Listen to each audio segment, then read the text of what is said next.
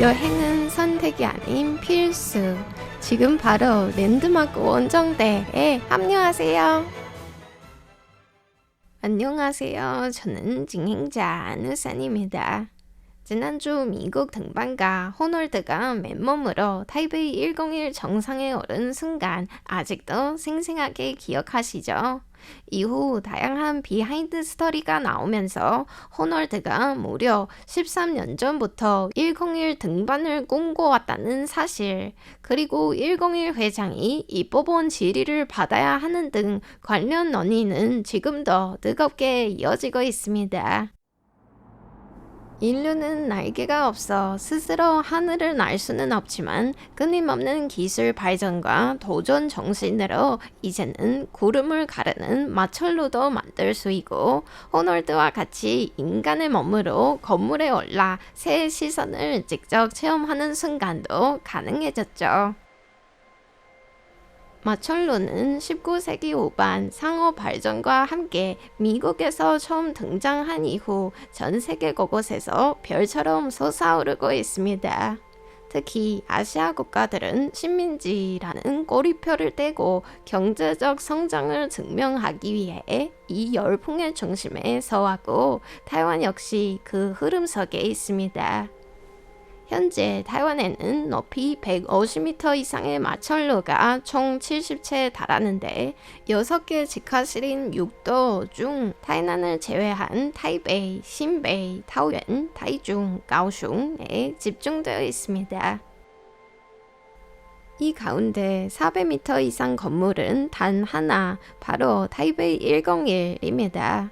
2025년 기준 508m의 타이베이 101에 이어 가오슝의 85 스카이타워는 348m, 타이베이의 난산 플라자는 272m, 가오슝의 웬숑 도원은 268m, 타이베이의 부방 생명 A25는 266m입니다.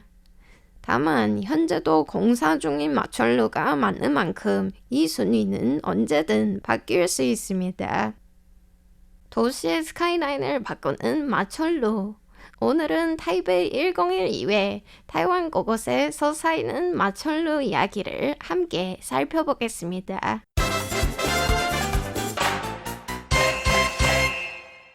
본래 경제적 필요에서 등장한 마철로는 할리우드 영화를 통해 한 도시, 나아가 한 나라의 경쟁력을 상징하는 전제로 자리 잡았는데요.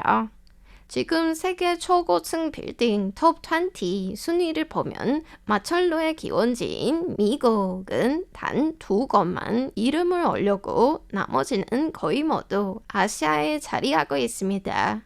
제2차 세계대전 이후 아시아 국가들이 눈에 띄는 경제 성장을 이루면서 마철로 건설 붐도 본격화됐습니다. 타이완을 비롯해 중국, 말레이시아, 아랍에미리트 등이 잇따라 초고층 빌딩을 통해 세계 기록에 도전하며 존재감을 드러내고 있습니다. 그렇다면 타이완의 마철로 열풍은 정확히 언제부터 시작됐을까요? 1960년대부터 90년대 중반까지 타이완은 한국, 싱가포르와 함께 아시아의 4마리 용으로 급부상했죠. 특히 1980년대에는 수출 중심의 경제 구조 아래 던이 발목까지 차오른다는 타이완어 속담까지 생겨났을 정도로 전례 없는 호황을 누렸죠. 이러한 경제적 비약과 급속한 도시화 속에서 마철로 경쟁의 서막이 열리게 됐습니다. 이어서 1992년 타이완 최초로 50층, 높이 200m를 넘는 마철로가 등장했습니다. 바로 가오슝의 장구시마오 빌딩인데요. 하지만 완공된 지 1년도 채 되지 않아 타이베이의 신광생명 빌딩이 기록을 갱신했습니다. 그리고 1997년 85층의 가오슝 85 스카이타워가 완공됐으며 당시 기준으로는 아시아에서 3번째, 세계에서 6번째로 높은 빌딩이었습니다. 타이베이 101 등장 이전까지 85타워는 타이완 마철로의 대명사였습니다. 가오슝의 가오, 즉 높을 고자를 형성화한 독특한 외관은 멀리서도 한눈에 들어왔고 자연스럽게 가오슝을 대표하는 랜드마크로 자리 잡았죠. 바로 옆에는 가오슝항, 그리고 당시 가오슝 최고 번화가였던 산도 상권이 있어 항만 경관과 쇼핑을 동시에 즐길 수 있는 공간이기도 합니다. 하지만 개업 이후 순탄한 길만 걸은 것은 아니었습니다. 타워 내부에 조성된 테마파크에서 사망사고가 발생하며 놀이기구가 전면 운영 중단됐고 이후 10년간 빌딩을 소유했던 그룹들에서도 횡령과 배임 사건이 잇따라 터지면서 운영에 큰 타격을 입었습니다. 한때 모두의 기대를 안고 출발했던 이 마철로는 점차 넓기만 한 전제라는 씁쓸한 평가를 받게 됐습니다. 다행히 최근에는 가오슝 시정부와 기업들의 협력으로 올해 안으로 새로운 호텔이 개업할 예정입니다. 타이베이 101처럼 성공적인 브랜딩 사례로 거듭나기를 기대해봅니다. 이런 희망을 담아 가오슝 시정부가 추진한 노래 프로젝트에 수록된 노래 아름다운 가오슝 아름다운 당신을 함께 들어보시죠. 来我带你去佚佗，对着我的脚步，咱要去倒位？行行行，来去阮的故乡，美丽的城市，伊的名叫做高雄。咱坐捷运来西子湾，一边吃冰，搁一边看山，搁看海。咱坐渡轮来去游旗顶，目肚枵啊，咱做伙来去吃海产。 초고층 빌딩 열풍은 여전히 계속되고 있지만 동시에 환경 문제를 우려하는 목소리도 적지 않습니다. 도시 풍경의 저하를 해치거나 주변 낮은 건물들의 햇빛을 가리고 또 출입 인구 증가로 교통과 쓰레기 등 환경 충격을 가져오기 때문이죠. 황천링 건축사는 이렇게 분석했습니다.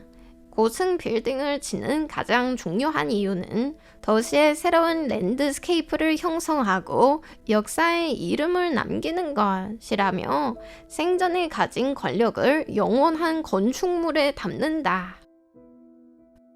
또한 마철로는 종종 팔루스적, 즉 남성이 권력을 과시하는 상징으로 해석되기도 하는데요. 수직으로 스카이라인을 압도하는 형태, 그리고 건축 역사에서 주로 남성이 지배해온 구조에서 비롯됐습니다. 특히 누가 더 높은가를 겨루는 경쟁은 국력과 경제력을 보여주는 장치로 기능해왔습니다. 더 구체적인 예시로 설명해 드리자면 두바이의 브르즈 칼리파는 높이가 828m지만 최고로 사용 가능한 층은 약 605m에 불과합니다. 즉 건물의 약 27%가 실제 기능이 없는 허용 높이로 분류되는 거죠. 따라서 단순히 높이를 추구하기보다는 주변 환경과 어떻게 조화를 이루는지가 핵심이라고 할 수 있습니다. 참고로 타이베이 101의 호용 높이는 14%로 비교적 낮은 편입니다. 청취자 여러분, 마음속에 이상적인 도시는 어떤 모습일까요?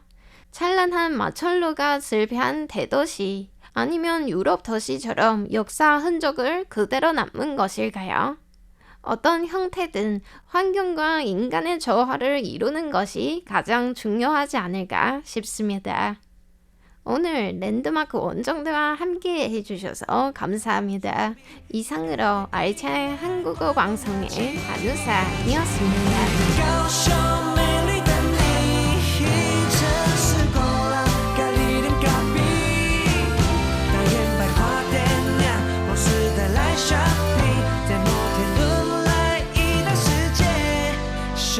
화희